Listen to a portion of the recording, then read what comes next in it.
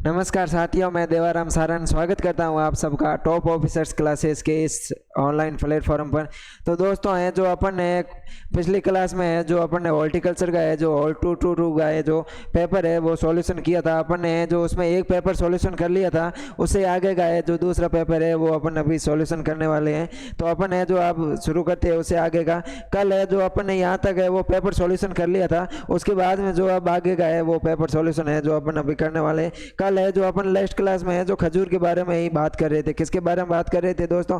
अपन है वो खजूर के बारे में ही बात कर रहे थे और अपन ने बात की थी कि खजूर का वैज्ञानिक नाम है वो है फोनिक्स डैक्टाइलिफेरा। क्या है दोस्तों? खजूर का वैज्ञानिक नाम है वो है फोनिक्स डैक्टाइलिफेरा और जो इसका कुल है वो है पोमिया एरिकेसी। खजूर का कुल क्या है दोस्तों? इसको है पोमिया एरिकेसी या अपन को है जो इसको पोमेसी भी कहते हैं। क्या कहते हैं दोस्तों? पोमी एरिकेसी या पोमेसी है जो इसका खजूर का कुल है। उसके अलावा अगर इसमें खजूर में अपन गुणसूत्र संख्या देखें तो खजूर में गुणसूत्र संख्या है दोस्तों 36। कितने हैं दोस्तों? खजूर में गुणसूत्र है वो है 36। और खजूर का उत्पत्ति स्थल क्या है दोस्तों? यह है इराक। उसके बाद में अपन देखें खजूर की किस्मों के बारे में, तो इसमें किस्में आती है वो आती है हलावी, खुनेजी, बरही, खलास, जहीदी, जेमली, खदरावी और मेरजूल है जो इसकी प्रमुख किस्में हैं। उसके अलावा है जो इसका प्रवर्धन होता है, प्रोपगेशन होता है वो ऑफ शूट द्वारा होता है या अंत भूस्तारी द्वारा होता है। और अंत भूस्तारी है जो प्रतिवर्ष में है एक पौधे से है लगभग 2 से 3 अंत भूस्तारी यहाँ अपन को है जो ऑफ शूट है वो प्राप्त होते हैं। और एक ऑफ शूट का सामान्य वजन होता है वो होता है 8 से 15 किलो। कितना होता है दोस्तों? एक ऑफ शूट का सामान्य वजन होता है वो दोस्तों 8 से 15 किलो होता है। उसके अलावा बात करें इसकी उपज की बात करें दोस्तों, तो उपज है जो अपन ने कल बात की थी उपज के बारे में कि इसकी उपज है अगर 10 से 15 वर्ष का पौधा है तो उससे है जो एक पौधे से है जो 15 से 75 किलो प्रति वर्ष है जो इसे उत्पन्न उपज प्राप्त होती है। अगर पौधे की उम्र है 16 से 40 वर्ष, कितना है उम्र? अगर पौधा है 60 to 40 ईयर्स का पौधा है तो लगभग है अपन को 140 kg है जो एक वर्ष में है एक पौधे से है जो उपज है वो प्राप्त होती है। उसके अलावा अपन बात करें इसके रोग एवं कीट के बारे में, तो इसका कीट पहला कीट आता है रेड पॉम वीविल। कौन सा कीट आता है दोस्तों? रेड पॉम वीविल है जो इसका कीट आता है। और रेड पॉम वीविल का वैज्ञानिक नाम देखें तो राइनोकोफोरस फेरिजिलियस है जो इसका वैज्ञानिक नाम है। क्या है दोस्तों? राइनोकोफोरस फेरिजिलियस ये है जो इसका वैज्ञानिक नाम है। उसके बाद में देखें तो इसकी सूंडी है जो जड़ों को नुकसान पहुंचाती है। क्या होता है दोस्तों? जो रेड पॉम वीविल है इसकी जो सूंडी अवस्था होती है यह है दोस्तों पौधों को, खजूर के पौधों की जो जड़ें हैं उनको है जो नुकसान पहुंचाती है। उसके बाद में अपन देखें तो इसमें आता है दूसरा पाम वीविल आता है। क्या आता है दोस्तों? दूसरा आता है पाम वीविल या इसे अपन खजूर का गुण कहते हैं। क्या करते हैं दोस्तों? खजूर का गुण या पाम वीविल है जो अपन इसको कहते हैं। बात करें इसकी तो इसका वैज्ञानिक नाम है ओराइजेक्टस राइजोनरस। क्या है दोस्तों? ओराइक्टरस राइनोसरस है जो इसका वैज्ञानिक नाम है। इसकी सूंडी है जो जड़ों को नुकसान पहुंचाती है। इसकी भी सूंडी अवस्था है जो दोस्तों वो क्या करती है? जड़ों को है जो अपने इसको है जो नुकसान पहुंचाती है। उसके बाद में अपन बात करें दोस्तों खजूर का मोथ। कौन सा कीट आता है? थर्ड कीट आता है वो आता है खजूर का मोथ।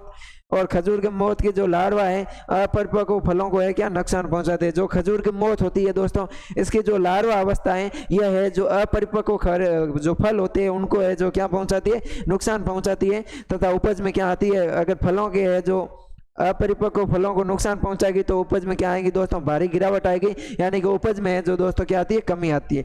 उसके बाद में अपन बात करें कीट का आक्रमण कब होता है दोस्तों? अप्रैल अगस्त में होता है। कब होता है दोस्तों? कीट का जो आक्रमण है वो अप्रैल से अगस्त माह में होता है। कब होता है?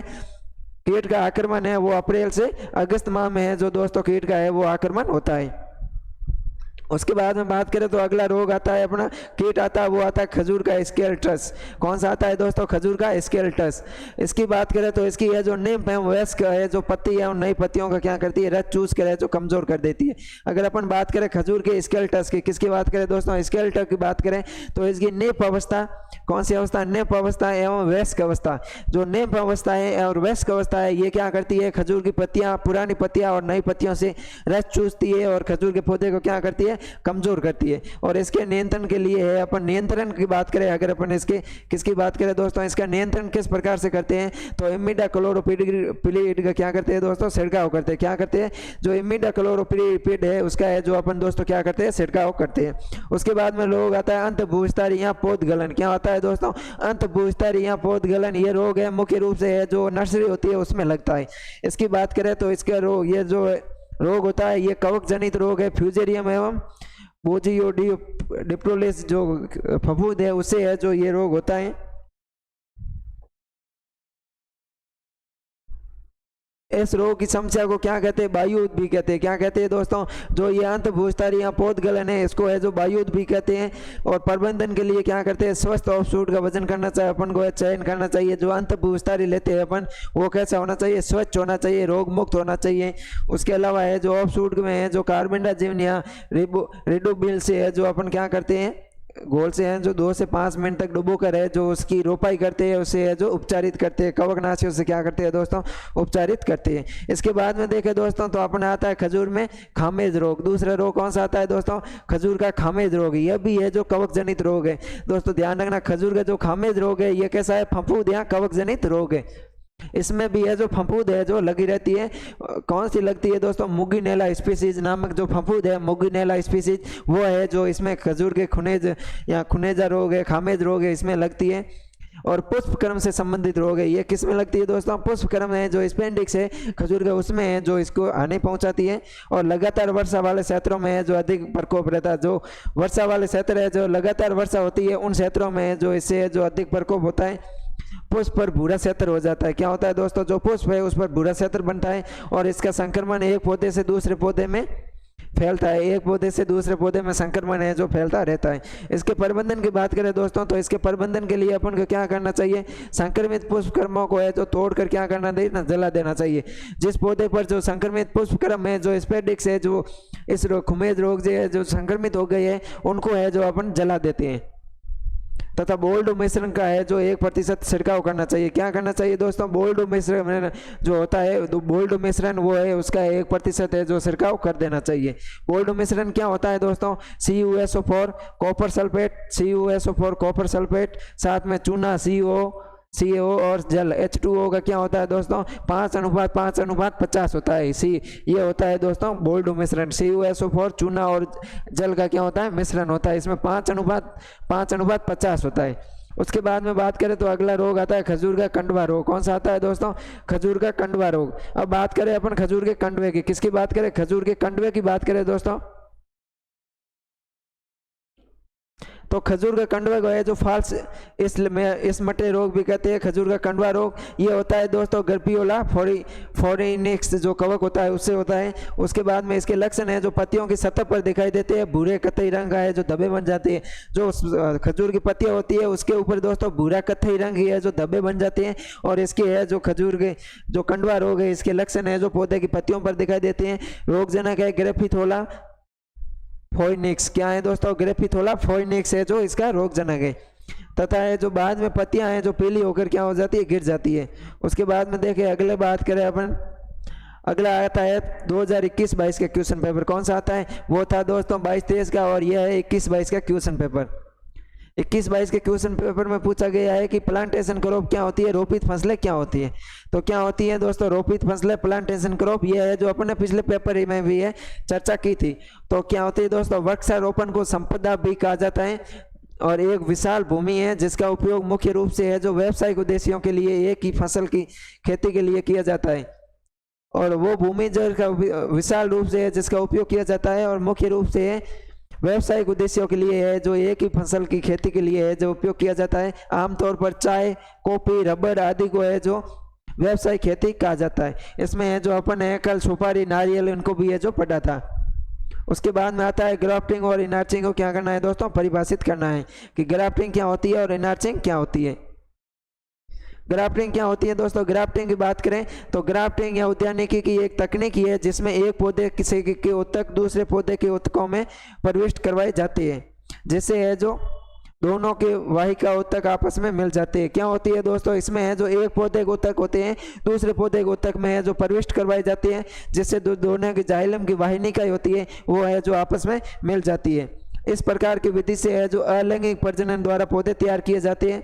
ग्राफ्टिंग या उपरोपण होता है जिसमें क्या होता है सांकुर डाली और जो मूलांकुर होता है इसमें है जो आपस में मूलांकुर के ऊपर है जो सांकुर डाली लगवा कर है जो पौधों में अलैंगिक रूप से है जो परिवर्तन करवाया जाता है। उसके बाद में अगला आता है इनार्चिंग। क्या आता है दोस्तों? इनार्चिंग। अगर अपन बात करें इनर्चिंग की दोस्तों, तो इनर्चिंग या अप्रोच ग्राफ्टिंग, इसको क्या बोलते हैं दोस्तों? इनर्चिंग को है जो अपन अप्रोच ग्राफ्टिंग भी बोलते हैं। क्या बोलते हैं दोस्तों? अप्रोच ग्राफ्टिंग या इनर्चिंग को अपन बोलते हैं, जिसमें स्वतंत्र रूप से जड़ वाले पौधों के एक वंश और स्टॉक को है जो ग्राफ्ट किया जाता है और बाद में उस वंश को उसके मूल स्टॉक से है जो अलग कर दिया जाता है। इनर्चिंग में क्या करते हैं दोस्तों? दोनों को है जो पौधों को है जो मूल वंश से है जो अलग नहीं किया जाता है, और सांकुर को है जो मूल वंश से जुड़ता है उसके बाद में है जब अलग किया जाता है। उसके बाद में अपन बात करें तो अगला आता है चीकू का परिपक्वता सूचकांक, मैच्योरिटी इंडेक्स ऑफ चीकू या स्पेक्टोरी। जो चीकू का परिपक्वता सूचकांक है कि अपन को कैसे पता लगेगा कि चीकू है जो अपना पक गया है? तो दूध या गाढ़ा पदार्थ कम होने लगता है। चीकू जब पकता है तो उसमें जो गाढ़ा पदार्थ होता है, जो दूध होता है, वो क्या होता है, उसकी मात्रा है जो घटने लगती है। उसके अलावा फल है जो ऑरेंज कलर या पोटैटो कलर जैसा दिखाई देता है। जो चीकू का फल है वो ऑरेंज कलर दिखाई देगा, यहाँ जैसे आलू कलर का दिखाई देता है। जिस प्रकार का अपन को आलू दिखाई देता है वैसा है जो दिखाई देने लगेगा। यहाँ फिर जो ऑरेंज होती है, नारंगी होती है, उस प्रकार का है जो दिखाई देगा। यहाँ पर जो इसके अंदर गाढ़ा या लेटेक्स जो दूध होता है उसकी मात्रा में क्या आती है दोस्तों? कमी आती है। उसके बाद में बात करें तो इसका है जो आसानी से है जो पौधों से है जो सूख कर है वर्तिकाग्र है। वर्तिकाग्र का क्या होता है? सूख कर है जो आसानी से पौधों से गिर जाती है। उसके बाद में आता है गुणवत्ता वाली चाय। क्वालिटी टी क्या होती है दोस्तों? गुणवत्ता वाली चाय क्या होती है उसके बारे में, कि गुणवत्ता वाली चाय को है जो ग्रेड में केवल शीर्ष गुणवत्ता वाली पत्तियों को है, ग्रेड में केवल पत्ती की कलियां होती हैं। जो अच्छी गुणवत्ता की चाय होती है उनमें क्या होती है दोस्तों? सिर्फ शीर्ष जो पत्तियां होती है शीर्ष कलिका की, उनको है जो रखा जाता है। जिन्हें है जो अंगुलियों का गेंदों का उपयोग करके है जो चुना जाता है। जिन्हें है जो अंगुलियों की जो आगे की होती है उनसे है जो अपन है जो एक एक करके चुन चुन के है जो तोड़ते हैं। चोट लगने से बचने के लिए है जो नाखूनों और यांत्रिक उपकरणों का उपयोग नहीं किया जाना चाहिए। और उनमें है कि पत्तियों को तोड़ते हैं तो उनमें है जब चोट लगती है तो उनमें है जो नाखूनों या अपन को यांत्रिक विधियों का है जो उपयोग नहीं किया जाता है, तो वो होती है क्वालिटी चाय। और कुछ प्रकार की पत्तियां चाय की कुछ किस्मों के लिए है जो बेहतर अनुकूल होती हैं। उसके बाद में अगला आता है रूट स्टॉक ऑफ बेर, यानी कि बेर का मूल वृंत क्या होता है। अगर अपन बात करें दोस्तों रूट स्टॉक ऑफ बेर की, अगर अपन बात करें बेर के मूल वृंत की, तो बेर का मूल वृंत क्या होता है दोस्तों? बेर के मूल वृंत कौन कौन से हैं? पहला है बोना मूल वृंत जिजिपस नुमुलेरिया। बेर का बोना मूल वृंत कौन सा है? अपन बात करें दोस्तों बेर के बोना मूल वृंत की, कौन सा दोस्तों? कम हाइट का मूल वृंत होता है, बोना मूल वृंत होता है, वो होता है जिजिपस नुमुलेरिया। कौन सा होता है दोस्तों? जिजिपस नुमुलेरिया। न्यूमिलेरिया है जो बोना मूल वृंत होता है। उसके अलावा है शुष्क क्षेत्रों के लिए उपयुक्त मूल वृंत कौन सा है दोस्तों? जिजिपस रोटेंडिफोलिया। शुष्क क्षेत्र होते हैं जहां पर बारिश कम होती है, उन क्षेत्रों के लिए जो मूल वृंत उपयुक्त रहता है वो रहता है जिजिपस रोटेंडिफोलिया। और जो बोना मूल वृंत है वो है जिजिपस न्यूमिलेरिया। ध्यान रखना दोस्तों। उसके बाद में जो बताना है अपन को क्लाइमेट्रिक और नॉन क्लाइमेट्रिक फलों के बीच में क्या अंतर है उसके बारे में अपन को बताना है। क्लाइमेट्रिक फल क्या होते हैं और नॉन क्लाइमेट्रिक फल क्या होते हैं? तो क्लाइमेट्रिक फल क्या होते हैं? जो पकते समय श्वसन दर में वृद्धि हो जाती है। क्लाइमेट्रिक फलों में क्या होता है दोस्तों? जब पकते हैं, जब पौधे से पकते हैं तो उनके श्वसन दर में वृद्धि हो जाती है। और नॉन क्लाइमेट्रिक फलों में क्या होता है? पकते समय क्या होते हैं दोस्तों? श्वसन दर में कमी रहती है। क्लाइमेट्रिक फल है पकते समय इथाइलिन की दर में क्या होती है? वृद्धि होती है। क्लाइमेट्रिक फलों में है जो पकते समय श्वसन की दर में वृद्धि होगी। उसके अलावा जो इथाइलिन है जो फलों को पकाने का सहायक होती है उनकी दर में भी है जो वृद्धि होती है। लेकिन नॉन क्लाइमेट्रिक में है जो फल की है जो पकते समय इथाइलिन की दर में क्या आती है? कमी आती है। फलों को तोड़ने के बाद पका सकते हैं अपन। क्लाइमेट्रिक फलों को है जो तोड़ने के बाद भी पका सकते हैं, जैसा केला वगैरह है इनको है जो अपन तोड़ने के बाद पका सकते हैं। लेकिन नॉन क्लाइमेट्रिक फलों को है जो तोड़ने के बाद पकाया नहीं जा सकता, जैसे बेर हो गया अपना। उसके अलावा बात करें तो क्लाइमेट्रिक फल में आम, केला, अमरूद आते हैं। क्या क्या दोस्तों? आम, केला, अमरूद, वे फल जिनको है जो तोड़ने के बाद में भी पकाया जा सकता है। उसके अलावा इनके पकते समय श्वसन दर तथा इथाइलिन की दर में क्या होती है दोस्तों? ग्रोथ होती है, वृद्धि होती है। नॉन क्लाइमेट्रिक फल को है जो पकते समय श्वसन दर में कमी होगी, इथाइलिन की दर में कमी होगी, इनको है जो तोड़ने के बाद नहीं पकाया जा सकता। एग्जाम्पल है अनार, नींबू, बेर, आंवला। क्या है दोस्तों? अनार, नींबू, बेर तथा आंवला है जो इसके क्या है दोस्तों? एग्जाम्पल है। उसके बाद में है जो कार्बन डाइऑक्साइड के उत्पादन में उल्लेखनीय वृद्धि होती है। जब ये पकते हैं तो दोस्तों कार्बन डाइऑक्साइड में वृद्धि करते हैं और इनमें है जो कार्बन डाइऑक्साइड में उल्लेखनीय वृद्धि नहीं होती। अगला आता है संघाई। ट्रेनिंग और प्रूनिंग में क्या अंतर है दोस्तों? अगला क्या है दोस्तों, ट्रेनिंग और प्रूनिंग में क्या अंतर है। तो दोस्तों ट्रेनिंग होती है पौधे की वानस्पतिक वृद्धि प्रबंधन और प्रूनिंग होती है पौधे की जननिक वृद्धि प्रबंधन। क्या होता है दोस्तों, ट्रेनिंग होता है जो पौधे की वानस्पतिक वृद्धि प्रबंधन होता है, और प्रूनिंग होता है जो दोस्तों पौधे की वानस्पतिक वृद्धि प्रबंधन होता है, वो होता है प्रूनिंग। तो अपन को अब बात करनी है कि ट्रेनिंग क्या होता है और प्रूनिंग क्या होता है। अगर अपन बात करें दोस्तों ट्रेनिंग तथा प्रूनिंग, किसकी बात करें दोस्तों, ट्रेनिंग तथा प्रूनिंग की बात करें, तो पौधे को जो फ्रेम वो आकार देने के लिए से संबंधित है। पौधे को एक निश्चित आकार देना क्या कहलाता है, ट्रेनिंग कहलाता है। और सटाई क्या होती है, जो प्रूनिंग होती है पौधों के कार्य पर प्रभाव, वो फलने को प्रभावित करता है। यह है जो वानस्पतिक उस पर फल लगती है उसको है जो प्रभावित करता है। उसके बाद में आता है कि नर्सरी अवस्था से प्रारंभ हो जाती है। ट्रेनिंग है जो नर्सरी से प्रारंभ हो जाती है, लेकिन जो प्रूनिंग है ये उत्पाद की गुणवत्ता में सुधार हेतु प्रयोग में ली जाती है। एग्जाम्पल है जैसे अंगूर की बेल, बेर, अंजीर, अमरूद, इनमें है जो ट्रेनिंग करते हैं। ऊर्जा के हिस्से को है जो इसे दूसरे हिस्से में मोड़ने के लिए है जो किया जाता है। ऊर्जा का जो हिस्सा है कार्बोहाइड्रेट का फ्लो है, उसको एक से दूसरे दिशा में बदलने के लिए है जो प्रूनिंग की क्रिया की जाती है। फलदार पौधों व लकड़ी को नवीनीकरण करते हैं जिससे ट्रेनिंग में करते हैं, और इसमें है जो अधिकतम अपन को है जो आय प्राप्त होती है, लाभ प्राप्त होता है, उपज है जो प्राप्त होती है। उसके अलावा बात करें तो ट्रेनिंग होती है एक मजबूत वृक्ष ढांचा स्थापित करना। क्या होता है दोस्तों, ट्रेनिंग होता है एक मजबूत वृक्ष ढांचा स्थापित करना, और पेड़ की है जो लंबी उम्र बढ़ाने के लिए है जो अपन क्या करते हैं, प्रूनिंग करते हैं। पौधे को आकार, संरचना व मजबूती प्रदान करना ट्रेनिंग कहलाता है, और अच्छी गुणवत्ता युक्त उपज प्राप्त करना क्या कहलाता है दोस्तों, प्रूनिंग कहलाता है। उसके अलावा अपन आगे देखें तो आगे अगला क्वेश्चन है दोस्तों, रोपित फसलों के महत्व और भविष्य के बारे में बताना है। तो यह है जो अपन ने रोपित फसलों है यानी कि प्लांटेशन क्रॉप्स है, इनका जो महत्व और भविष्य है, इनका फ्यूचर है, उसके बारे में है जो अपन ने 2022-23 के 5वें के दूसरे क्वेश्चन में इसके अपन ने चर्चा कर ली है। उसके अलावा आता है कि भारत में फलों की फसलों की घनत्व वाले वृक्षारोपण की है जो संभावनाएं लिखनी है। तो यह भी है जो अपन ने छठे के दूसरे क्वेश्चन में है, पिछला पेपर किया था 2022-23 का, उसमें है जो छठे के दूसरे क्वेश्चन में है अपन ने कर लिया है। अगला क्वेश्चन आता है दोस्तों, अनार, सीताफल, अनानास, अनार, प्यूनिका ग्रेनेटम, सीताफल, अनानास और खजूर का है जो वानस्पतिक नाम, कुल, किस्में, प्रवर्धन तथा उत्पादन के बारे में है जो दोस्तों अपन को बताना है। अगर अपन बात करें दोस्तों अनार की बात करें दोस्तों, अनार की बात कर रहे हैं दोस्तों, अनार का वैज्ञानिक नाम होता है दोस्तों प्यूनिका ग्रेनेटम। क्या होता है दोस्तों, प्यूनिका ग्रेनेटम इसका है जो वानस्पतिक नाम होता है। इसका कुल है दोस्तों पुर्निकेसी। क्या है दोस्तों, अनार का कुल है वो है पुर्निकेसी या लिथेरेसी। वैसे वास्तविक नाम इसका देखें तो पुर्निकेसी है जो इसका सही नाम है। क्या दोस्तों, अनार का वैज्ञानिक नाम क्या, कुल क्या है दोस्तों, पुर्निकेसी। क्या है, पुर्निकेसी इसका है जो कुल है। इसमें गुणसूत्र की बात करें तो अनार में 18 और इसका उत्पत्ति स्थल देखें तो ईरान है। क्या है दोस्तों, ईरान। लेकिन खजूर का ध्यान रखना दोस्तों, इराक है। खजूर का क्या है, इराक है, लेकिन अनार का क्या है, ईरान है। अनार में क्या आता है, न आता है दोस्तों, अनार में न आता है, तो या ईरान में भी क्या आता है दोस्तों, न आता है, ध्यान रखना। किस में देखें तो गणेश, जालोर सीडलेस, मर्दुला, सिंदूरी, रूबी, ढोलकी, ये है जो इसकी किस्म है। अनार की किस्म है गणेश, जालोर सीडलेस, मर्दुला, सिंदूरी, रूबी, ढोलकी, पेपर सेल्ड, सोलापुर लाल, काबुल, मस्कट, कंधारी तथा सुपर भगवा है जो ये इसकी किस्म है। उसके अलावा बात करें दोस्तों अपन अनार के बारे में, तो अपने इसका प्रवर्धन होता है वो हार्डवुड कटिंग से होता है। प्रवर्धन किससे होता है दोस्तों, प्रवर्धन होता है वो हार्डवुड कटिंग से करते हैं। किससे करते हैं दोस्तों, प्रवर्धन करते हैं अपन हार्डवुड कटिंग से।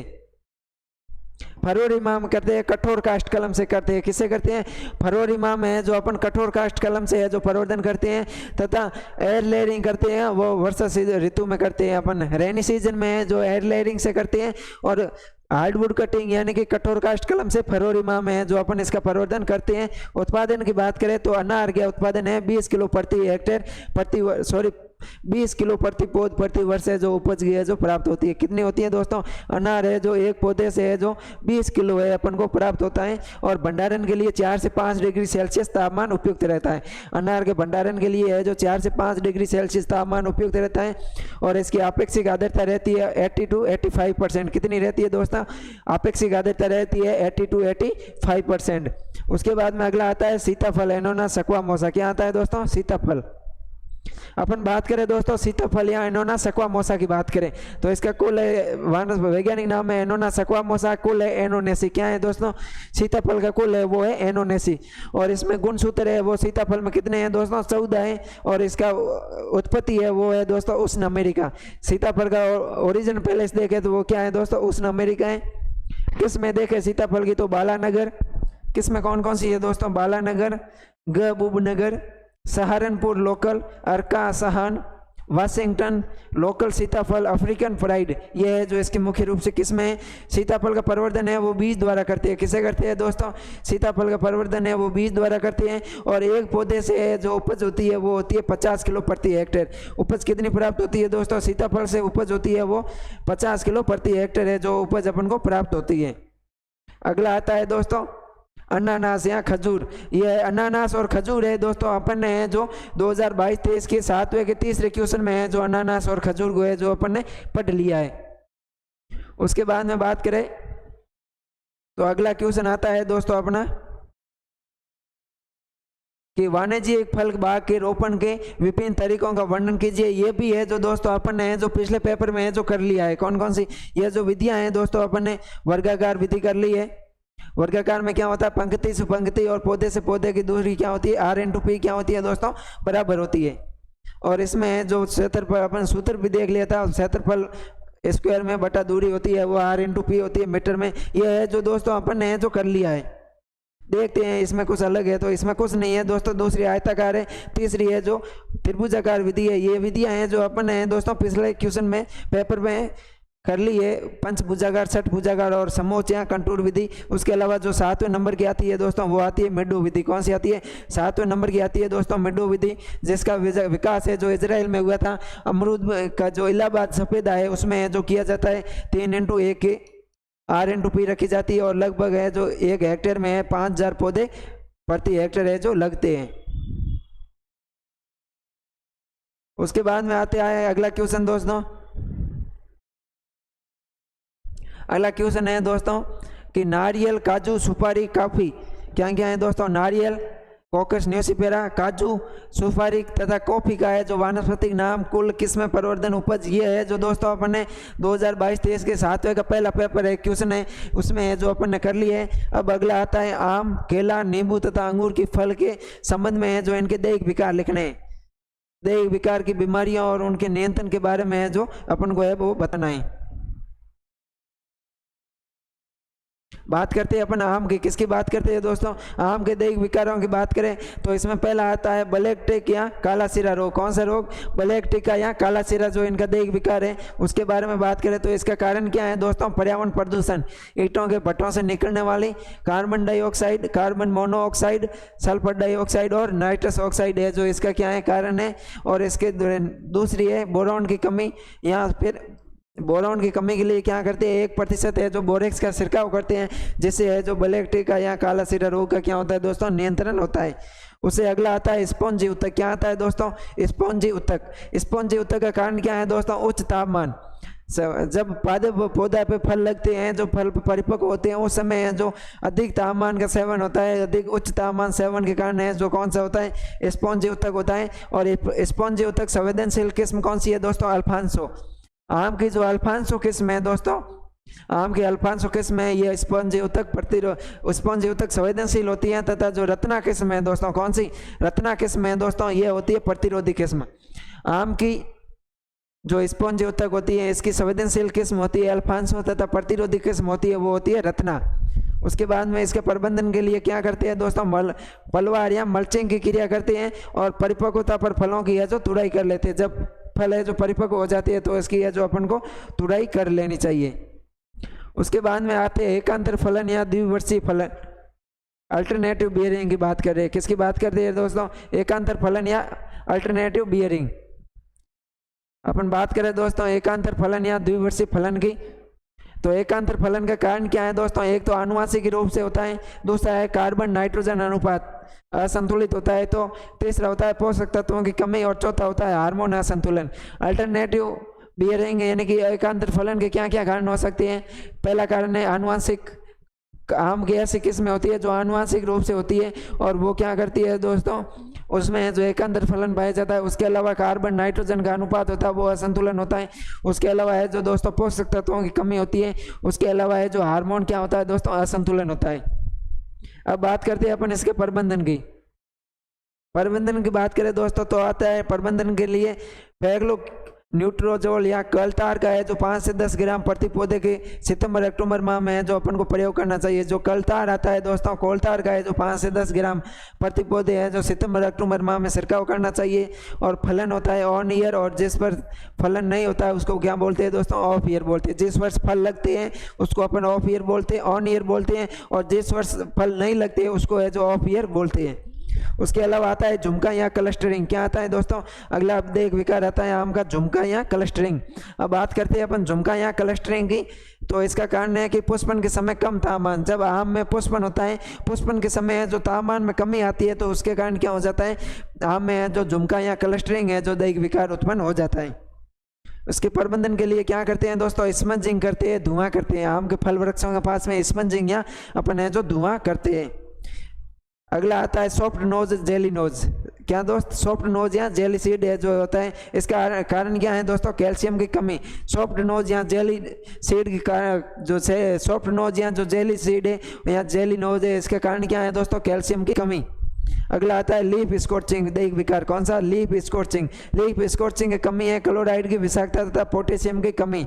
जब क्या होता है दोस्तों, क्लोराइड की विषाक्तता हो जाती है और पोटेशियम की कमी, यानी कि क्लोराइड की मात्रा बढ़ जाती है और पौधे में पोटेशियम की मात्रा में कमी आती है, तो क्या होता है दोस्तों, पौधे में लीफ स्कॉर्चिंग होता है। अब बात करते हैं अपन नींबू वर्ग के दैहिक विकारों की। किसकी बात करते हैं दोस्तों, सिट्रस वर्ग है जो नींबू वर्ग है उसकी है जो दैहिक विकारों की बात करें तो इसमें पहला आता है डाईबैक या एक एस्कोन्थिंग। डाईबैक या एस्कोन्थिंग कॉपर की कमी से होता है, ये कल अपन ने जो पढ़ लिया है। उसके बाद में है जो गुलाब में डाईबैक किससे होता है दोस्तों, कवक से होता है। गुलाब की बात करें तो ये आएगा अपने हॉट 221 में। कौन से में आएगा, गुलाब का डाईबैक किस में आएगा दोस्तों, अपने ये हॉट 221 में आएगा जो production technology for ornamental crop से, और उसमें है जो अपने आएगा गुलाब का डाईबैक। ये भी ध्यान रखना कवक से होता है, लेकिन जो नींबू वर्ग में डाईबैक होता है वो कॉपर की कमी से होता है। अब बात करें अपना अगले क्वेश्चन अगले की, तो अगला दैहिक विकार आता है लीफ, लिटिल लीफ। क्या दोस्तों, छोटी पत्ती या लिटिल लीफ जिंक की कमी से होता है। लिटिल लीफ का कारण क्या है दोस्तों, जिंक की कमी। और बैंगन में लिटिल लीफ का कारण क्या है दोस्तों, माइकोप्लाज्मा। बैंगन में है जो लिटिल लीफ का कारण माइकोप्लाज्मा है, और ये जो इसमें सिट्रस में है जो जिंक की कमी की वजह से है जो लिटिल लीफ होता है। उसके बाद में आता है ग्रेनुलेशन। ग्रेनुलेशन क्या होता है दोस्तों, रक्त कलिकाओं का सूखना। क्या होता है दोस्तों, रक्त कलिकाओं का सूखना या बीज के आकार में वृद्धि। तो ये उच्च तापमान के कारण होता है। ग्रेनुलेशन किसकी वजह से होता है दोस्तों, उच्च तापमान की वजह से होता है। और इसके प्रबंधन के लिए क्या करते हैं दोस्तों, लेड आर्जिनेट तथा 2,4-D का है जो छिड़काव करते हैं। क्या करते हैं दोस्तों, लेड आर्जिनेट तथा 2,4-D का है जो 12 ppm छिड़काव करते हैं। किसका करते हैं, लेड आर्जिनेट और 2,4-D 2,4-डाइक्लोरोफिनॉक्सी एसिटिक एसिड। क्या दोस्तों, 2,4-डाइक्लोरोफिनॉक्सी एसिटिक एसिड का है जो 12 ppm में छिड़काव करते हैं। अगला आता है येलो लीफ। क्या आता है दोस्तों, येलो लीफ यानी कि पीली पत्ती। येलो लीफ यहाँ पीली पत्ती किसकी वजह से होता है दोस्तों, मोलिबडेनियम की वजह से होता है। किसकी वजह से होता है, मोलिबडेनियम की वजह से होता है। अब बात करते हैं अपन वाइटिस विनिफेरा में है जो दैहिक विकार की। किसकी में बात करते हैं दोस्तों, ग्रेप्स वाइटिस विनिफेरा या अंगूर में है जो दैहिक विकार की बात करें तो पहला आता है हैंड एंड चिकन रोग। ये इसमें क्या होता है, जो फलों का आकार है इसमें है जो असमानता पाई जाती है, बोरोन की कमी से होता है। कल अपन ने पढ़ लिया है। पिंक बेरी उच्च तापमान के कारण होता है। अगला है दोस्तों कैलिक्स एंड रोट, कैल्शियम की कमी से होता है। ये है जो अपने पिछले पेपर में कर लिए पढ़ चुके हैं अपन। अगला है शॉर्ट बेरी। शॉर्ट बेरी होता है अपरिपक्व फल के कच्चे कठोर व बेस्वाद फल होते हैं जिसको शॉर्ट बेरी कहते हैं। इसके नियंत्रण के लिए है जो अपन को इथेफॉन 25 ppm का क्या करना चाहिए, इथेफॉन 25 ppm का है जो अपन को छिड़काव करना चाहिए। अब बात करते हैं अपन केले की। किसकी बात करते हैं दोस्तों, वाइटिस विनिफेरा केले की बात करें, म्यूसिक पेरिडिसिका की बात करें दोस्तों, किसकी बात करें, केले की। केले में जो बेंच का नहीं बनना किसकी कमी से होता है दोस्तों? केले में जो बेंच का नहीं बनना पोटेशियम की कमी से होता है। किसकी कमी से होता है दोस्तों? पोटेशियम की कमी से होता है। और तुड़ाई के समय 3/4 कोणिता बढ़ने पर है जो होता है। अगला है केले को है जो कृत्रिम रूप से पकाने के लिए धुआं देते हैं। क्या करते हैं दोस्तों? केले को है जो कृत्रिम रूप से पकाने के लिए जो धुआं करती है, यहाँ इथेल या इथाइलिन का उपयोग करते हैं। 1000 ppm और 10 से 15 gram sodium hydroxide. 1000 ppm ethylene या इथाइलिन, 1000 ppm क्या करते हैं? इथेल या इथाइलिन का छिड़काव करते हैं। यहाँ पर है इसके साथ में है जो दोस्तों क्या करते हैं? 10 से 15 ग्राम है जो सोडियम हाइड्रोक्साइड का प्रयोग किया जाता है।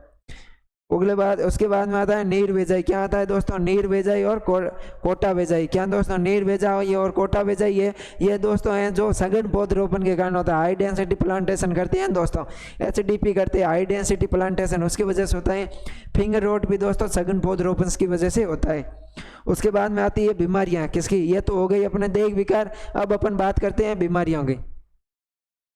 दैहिक विकार कैसे होता है दोस्तों? दैहिक विकार है जो वातावरणीय परिस्थितियां या विभिन्न प्रकार के पोषक तत्वों की कमी से होता है, वो रोग होते हैं दैहिक विकार। और जो रोग होते हैं वो होते हैं किसी सूक्ष्म जीव की वजह से होते हैं। अब बात करें अपन दैहिक विकार की, तो दैहिक विकार में पहला आता है मैंगो मालफॉरेशन रोग। कौन सा आता है? मैंगो मालफॉरेशन रोग, MFD। क्या? मैंगो मालफॉरेशन रोग, या इसको अपने जो गुच्छा मुच्छा रोग कहते हैं। क्या कहते हैं? MMD, मैंगो मालफॉरेशन रोग या गुच्छा मुच्छा रोग। किसके कारण होता है? फ्यूजेरियम मोनिफॉर्मी के कारण होता है। किसके कारण? फ्यूजेरियम मोनिफॉर्मी नामक फफूंद या कवक के कारण है जो ये रोग होता है। इसका अन्य कारण क्या है? पोषक तत्वों की कमी, आनुवंशिक समस्या और कीट मकड़ी से भी ये होता है। प्रबंधन के लिए क्या करते हैं? प्रतिरोधी किस्में हैं जो दोस्तों इलायची तथा भादुरौन। कौन से? इलायची तथा भादुरौन है उसके करते हैं, प्रयोग करते हैं। उसके अलावा अगला आता है मिल्ड्यू, पाउडरी मिल्ड्यू या छाछिया रोग। कौन सा आता है? छाछिया रोग या पाउडरी मिल्ड्यू। ये किससे होता है दोस्तों? ओडियम मेजिफेरी कवक से होता है। पाउडरी मिल्ड्यू किससे होता है दोस्तों? ओडियम मेजिफेरी कवक से होता है। इसके उपचार के लिए करते हैं सल्फर युक्त कवकनाशियों का प्रयोग करते हैं। सल्फर युक्त कवकनाशी में क्या आता है दोस्तों? कैराथेन आता है। क्या आता है दोस्तों? सल्फर युक्त कवकनाशी में जो अपने कैराथेन आता है। उसके बाद में बात करें अगले रोग की बात करें तो अगला आता है रेड रस्ट रोग। कौन सा आता है दोस्तों? रेड रस्ट या लाल रोली रोग। क्या बोलते हैं इसको? रेड रस्ट या लाल रोली रोग। ये किसकी वजह से होता है? शैवाल या एल्गी की वजह से होता है। रेड रस्ट रोग है, लाल रोली रोग है, ये किसकी वजह से होता है दोस्तों? यह है जो शैवाल या एल्गी की वजह से होता है। उसके बाद में आता है नींबू। नींबू के रोग देखें तो इसमें आता है सिट्रस गमोसिस। क्या आता है दोस्तों? सिट्रस गमोसिस या गोदाती रोग। कौन सा रोग आता है? सिट्रस गमोसिस या गोदाती रोग है जो अपने इसमें है वो आता है। अगर अपन बात करें सिट्रस गमोसिस या गोदाती रोग की, तो ये है जो फाइटोप्थेरा पॉल्मीवेरा कवक से होता है। किससे होता है दोस्तों? फाइटोप्थेरा पॉल्मीवेरा नामक कवक से होता है। उसके बाद में आता है सिट्रस कैंकर। सिट्रस कैंकर है ये जीवाणु जनित है। क्या है दोस्तों? जो कैंकर है ये जीवाणु जनित है। जेंथोमोनास एक्जेनोपोडिस सिट्राई नामक जीवाणु की वजह से होता है। जेंथोमोनास एक्जेनोपोडिस सिट्राई, जेंथोमोनास एक्जेनोपोडिस सिट्राई की वजह से ये होता है। इसका वाहक है वो है लीफ माइनर या पर्ण सुरंगी। जो सिट्रस कैंकर का वाहक क्या है दोस्तों? लीफ माइनर या पर्ण सुरंगी।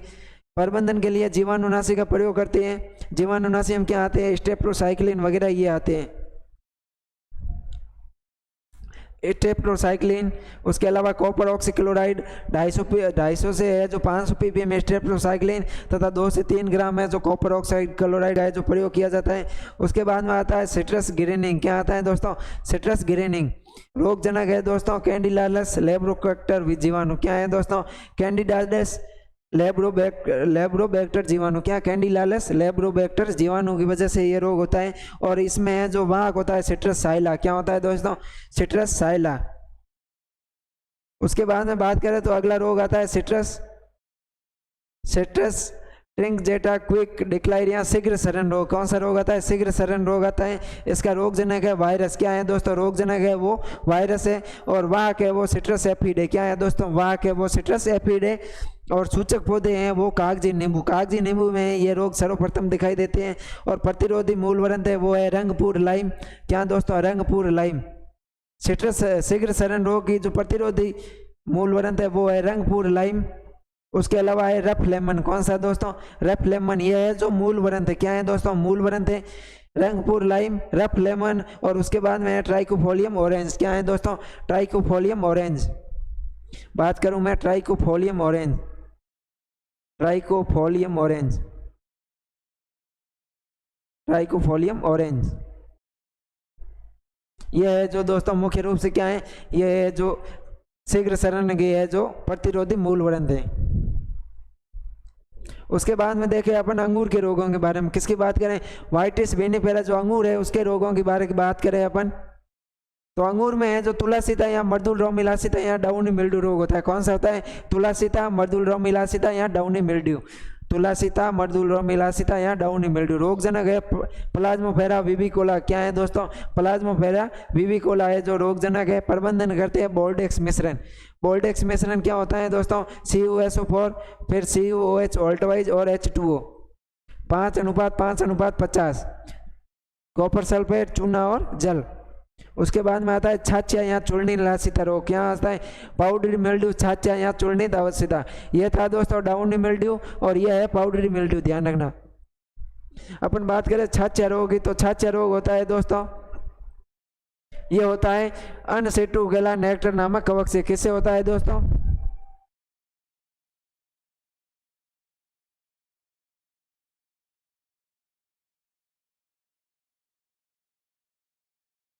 अपन है जो दोस्तों छाछिया रोग की बात करें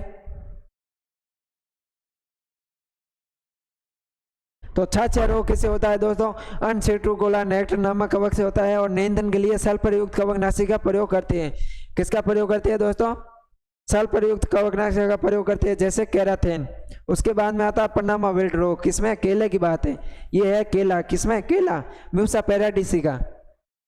केले की बात करें तो केले में आता है पनामा विल्ट रोग, फ्यूजेरियम ऑक्सीस्पोरम नामक कवक से होता है पनामा विल्ट और इसके प्रबंधन के लिए किसका प्रयोग करते हैं अपन, चूने का है जो प्रयोग करते हैं पनामा विल्ट के लिए। अगला रोग आता है सिंगाटोका या पत्ती दबा रोग, कौन सा आता है दोस्तों, सिंगाटोका या पत्ती दबा। सिंगाटोका या पत्ती दबा की बात करें तो इसका रोगजनक है माइकोस्पिरेला म्यूसिकोला कवक, क्या है दोस्तों, माइकोस्पिरेला म्यूसिकोला कवक। और यह अगला रोग आता है बंची टॉप, कौन सा आता है, बंची टॉप विषाणु जनित रोग है और इसके लिए है जो टेट्राजोलियम है जो टेस्ट किया जाता है वहाँ के एफिड। उसके बाद में रोग आता है मोको, कौन सा रोग आता है, मोको, मोको है जो जीवाणु जनित रोग है, क्या है दोस्तों, मोको कैसा रोग है, जीवाणु जनित है। उसके बाद में आता है कोकन, कोकल है जो वायरस जनित रोग है। उसके बाद में आता है स्टेम विविल रोग, क्या आता है, स्टेम विविल कीट है, ये क्या है दोस्तों, स्टेम विविल है जो कीट है, कोस्मोपाइलिट्रस सोल्डिडस। उसके बाद में आता है बैरोइंग निमेटोड, क्या दोस्तों, बैरोइंग निमेटोड, ये भी एक तरह का क्या है दोस्तों, निमेटोड या सूत्रकृमि है जिसका वैज्ञानिक नाम है सैडोफिलिमस लिमिलस, क्या है दोस्तों, सैडोफिलिमस सिमिलस है जो इसका वैज्ञानिक नाम है। उसके बाद में आता है दोस्तों सेब, नाशपाती, आड़ू, स्ट्रॉबेरी तथा लीची, क्या आते हैं दोस्तों, सेब, नाशपाती, आड़ू, स्ट्रॉबेरी तथा लीची। बात करें अपन सेब की तो सेब है जो अपने पिछले क्वेश्चन पेपर 2022-23 में है जो कर लिया है और इसमें है जो सेब में है अपन खाद है उर्वरक की बात करें, किसकी बात करें दोस्तों, सेब में अपन खाद है उर्वरक की बात करें तो अपन है इसमें 10 किलो FYM का प्रयोग करते हैं। किसका प्रयोग करते हैं दोस्तों, 10 किलो है जो FYM होता है, फार्म यार्ड मैन्योर होता है, उसका है जो प्रति वर्ष अपन को है जो प्रयोग करना चाहिए। नाइट्रोजन है जो 70 किलो प्रति पौधे देना चाहिए, 70 किलो है जो प्रति पौधे नाइट्रोजन देना चाहिए। फास्फोरस है जो 35 किलो देना चाहिए, कितना देना चाहिए दोस्तों, फास्फोरस 35 किलो देना चाहिए। तथा पोटेशियम है वो अपन को है, सॉरी ये नाइट्रोजन है जो ग्राम में देना चाहिए, किस में देना चाहिए, ग्राम में देना चाहिए, ये मैं भूल गया दोस्तों, मैंने भी सोचा था यार 70 किलो नाइट्रोजन कैसे देंगे।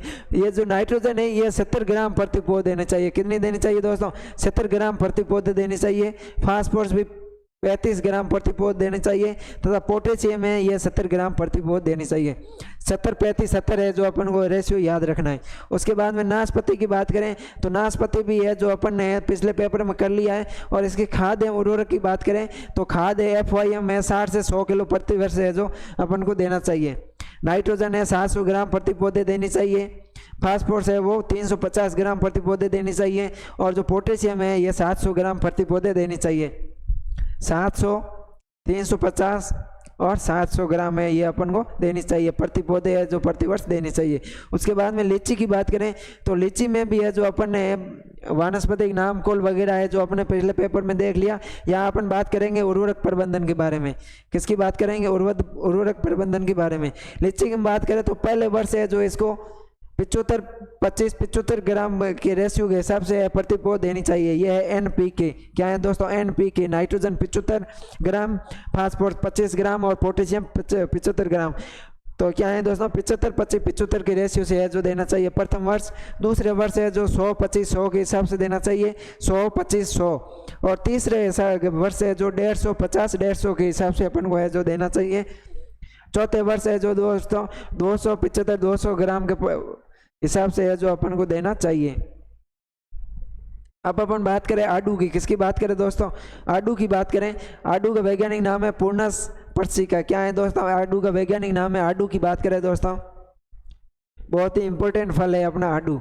क्या है दोस्तों? आडू है जो बहुत ही इंपॉर्टेंट फल है।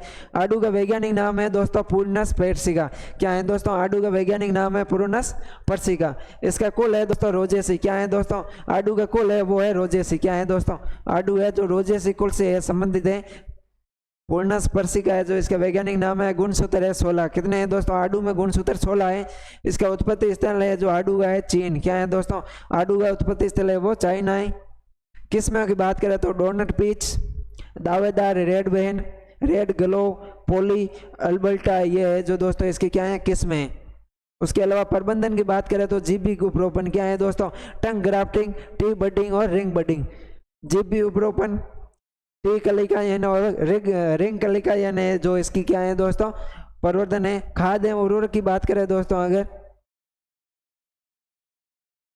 खाद एवं उर्वरक है जो दोस्तों अलग अलग राज्यों में अलग अलग देते हैं। अगर अपन बात करें हरियाणा की बात है, हिमाचल प्रदेश की बात करें, किसकी तो बात करें दोस्तों? एचपी की बात करें, हिमाचल प्रदेश की बात करें तो 6 वर्ष में है जो 10 किलो एफओएम देते हैं तथा है जो 5 और 250 और 700 ग्राम के हिसाब से प्रति पौध है जो अपन को क्या देते हैं? एनपीके देते हैं। उसके बाद में यूपी उत्तर प्रदेश की बात करें तो 10 वर्ष में क्या देते हैं दोस्तों? 300, 500, 300 देते हैं। ये एनपीके ग्राम में है। किस में है दोस्तों? ये है जो ग्राम में है। उसके बाद में बात करें अरुणाचल प्रदेश की। किसकी? अरुणाचल प्रदेश की बात करें तो 7 वर्ष की उम्र में है जो 50 किलो एफआईएम देते हैं। बाद में 350, 210 और 210 के हिसाब से है जो अपन एनपीके देते हैं। उसके बाद में उपज की बात करें तो 50 से 125 किलो प्रति पौध है जो इसके है जो आडू की है जो अपन को दोस्तों उपज है जो प्राप्त होती है 50 से 125 किलो। अब बात करें आडू के रोग एवं कीट के बारे में। किसके बारे में बात करें? रोग एवं कीट के बारे में। तो पहला रोग आता है ब्राउन रोट। क्या आता है दोस्तों? ब्राउन रोट आता है। ब्राउन रोट की बात करें दोस्तों, ब्राउन रोट की तो इसमें क्या है? शाखा सूख जाती है दोस्तों। क्या होता है? ब्राउन रोट में है जो शाखा सूख जाती है तथा है जो फल है वो सड़ जाते हैं। इसके नियंत्रण के लिए क्या करते हैं दोस्तों? एवॉइड फ्रूट इंजेस्ट करते हैं, इम्प्रो ऑर्चार्ड ड्राइंग करते हैं दोस्तों। क्या करते हैं? जो पुराने आडू के पौधे हैं उनको है जो नए में उनकी है जो किस्में है इम्प्रूव करते हैं, उनके है जो सुधारने का है जो कार्य करते हैं। अगला आता है बैक्टीरियल स्पॉट। क्या आता है दोस्तों? बैक्टीरियल स्पॉट या जीवाणु धब्बा आते हैं।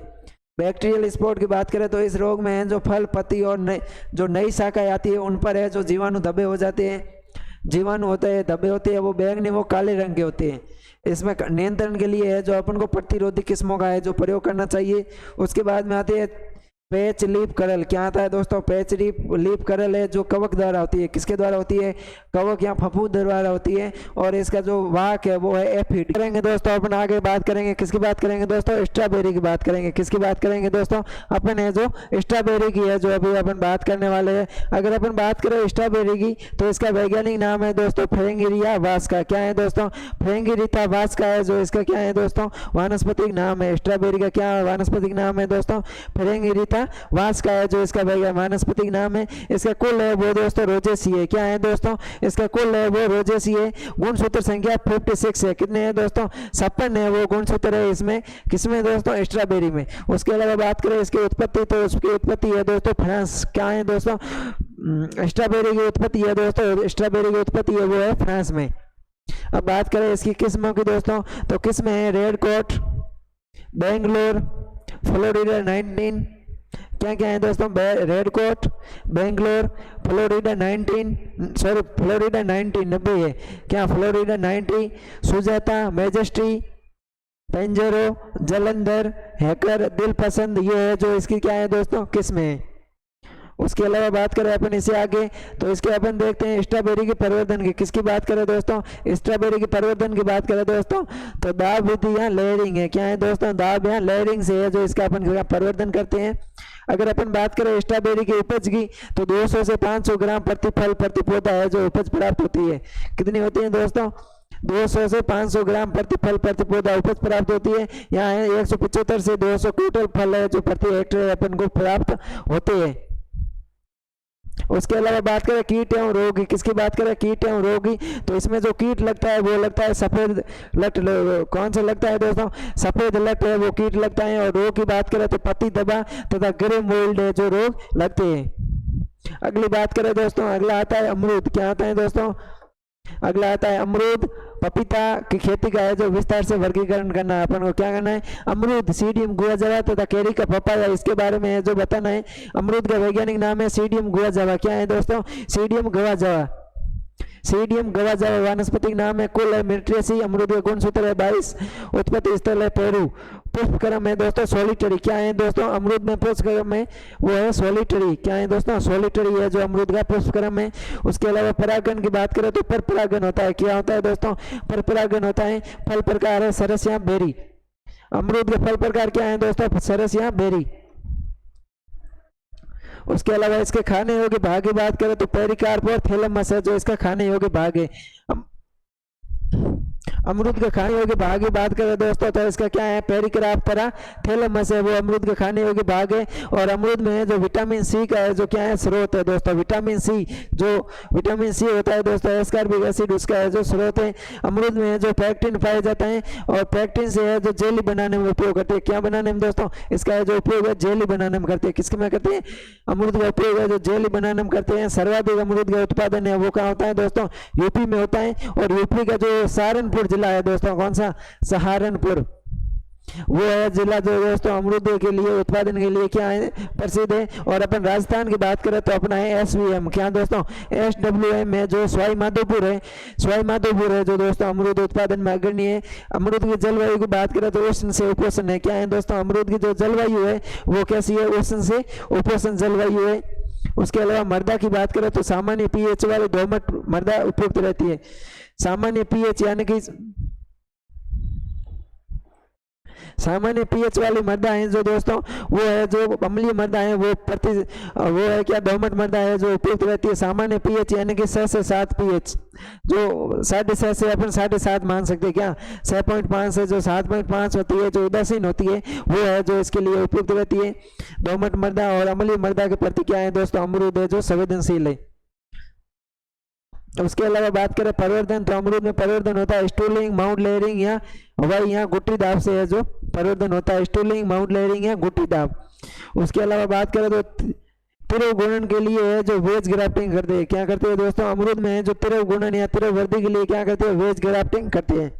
उसके अलावा इसमें R/P देखे तो दोस्तों 7x7 मीटर है। कितनी है दोस्तों, R/P है वो कितनी है दोस्तों, 7x7 मीटर है। यहाँ 7 मीटर है जो पौधे से पौधे व पंक्ति से पंक्ति की दूरी होती है। और जो मिडो ऑर्चार्ड है इसमें जो दोस्तों 2x1 विधि रखते हैं। अपन ने जो मिडो विधि पी से पढ़ी थी उसमें 2x1 मीटर रखते हैं। किस में है, इलाहाबाद सफेदा। कौन सी दोस्तों, इलाहाबाद सफेदा। और जो 5000 पौधे हैं वो प्रतिवर्ष लगते हैं। उसके अलावा बात करें इसकी रोपाई की तो रोपाई करते हैं जुलाई अगस्त में। कब करते हैं दोस्तों, जुलाई और अगस्त में जो इसकी रोपाई करते हैं। किस्मों की बात करें तो लखनऊ 49, L49 या लखनऊ 49, इलाहाबाद सफेदा, हल्की। उसके बाद में अपची है वो, और इसके बाद में ललिता, सवेता, एप्पल कलर। ध्यान रखना एप्पल कलर किसकी किस्म है, अमरूद की है। सहारनपुर सीडलेस, नागपुर सीडलेस, ये है जो अमरूद की किस्म है। अब बात करें इसमें बहार किसकी दोस्तों, बहार की बात करें तो बहार क्या होता है दोस्तों, जो पुष्पक्रम आते हैं वो होता है बहार। अब बात करते हैं अपन बहार की तो 3 बार होते हैं दोस्तों, अम्बे बार, मृग बार और हस्त बार। कौन कौन से? अम्बे बार, मृग बार और हस्त बार, जिसको बोलते हैं अम्र। क्या है दोस्तों? अम्र है। इसकी है जो मैं ट्रिक बताता हूँ आपको। और यह है जो पुष्पन का समय है जो दोस्तों अम्बे में है फरवरी मार्च। क्या है दोस्तों? अम्बे में फरवरी मार्च है, मृग में है जून जुलाई, और हस्त में है जो अक्टूबर नवंबर में है जो पुष्पन आता है। इसका ध्यान रखना। अपन फजूसी, क्या दोस्तों? इसको है जो अपन को फजूसी सितंबर अक्टूबर में भी है जो ये होता है फजूसी है, इसका ध्यान रखना। और फलन होता है जुलाई अगस्त नवंबर दिसंबर और फरवरी मार्च में। जुलाई अगस्त नवंबर दिसंबर और फरवरी मार्च में। अम्बे बार है जो निम्न गुणवत्ता की है दोस्तों। क्या है? अम्बे बार है जो निम्न गुणवत्ता की है। और मृग बार है दोस्तों ये सर्वोत्तम गुणवत्ता की है। और हस्त बार है जो दोस्तों क्या है? उच्च गुणवत्ता की है। सबसे सही रहती है मृग बार। उसके बाद में बात करें प्रमुख कीटों की, तो पहला कीट है वो है फल मक्खी। क्या है दोस्तों? अमरूद का जो कीट है उसमें है जो पहला कीट आता है वो आता है फल मक्खी। क्या आता है दोस्तों? अमरूद में पहला कीट आता है वो आता है फल मक्खी।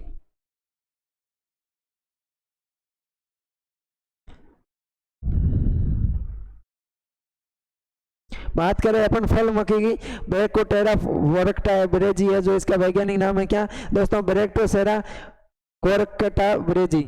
उसके बाद में देखें वर्षा ऋतु में जो सर्वाधिक इसका प्रकोप होता है उत्तर भारत में है जो प्रमुख है जो समस्या है किसकी दोस्तों? फल मक्खी की। अमरूद का है जो प्रमुख कीट है फल मक्खी। उसके अलावा अपन बात करें दोस्तों तो ये स्टिपेड मिली का दोस्तों दूसरा कौन सा है? Stupid mealybug. कौन सा है दोस्तों? ये मिलीबग है, स्टिपेड मिलीबग। क्या है दोस्तों? Stupid mealybug. वैज्ञानिक नाम है फेरिया विरगाटा। क्या है दोस्तों? इसका वैज्ञानिक नाम है वो है फेरिया विरगाटा। दक्षिण भारत की है जो प्रमुख समस्या है। उसके बाद में एक आता है दाना भक्षक कीट। क्या आता है दोस्तों?